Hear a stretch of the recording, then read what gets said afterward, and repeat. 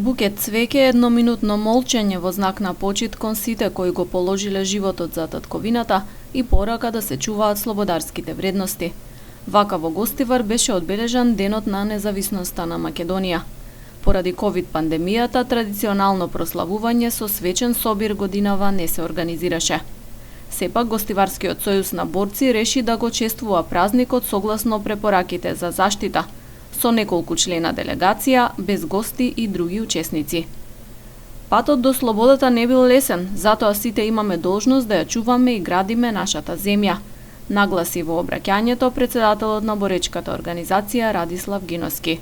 Овој исклучителен датум од најновата македонска историја представува почеток на независна и самостојна македонска држава, за која мечтаја многу генерации, а и илјадници ги положија своите животи.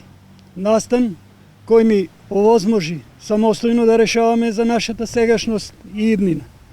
Оттаму, наша должност и аманет е да ја чуваме и градиме нашата земја, да се бориме за неја, да работиме за неја.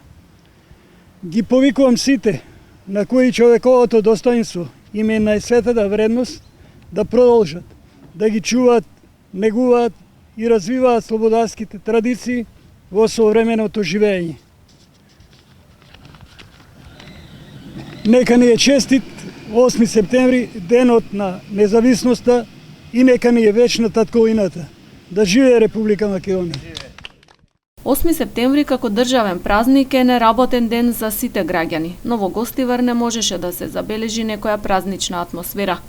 Освен истакнати знамења на ерболите низ градот, се друго беше вообичаена гледка.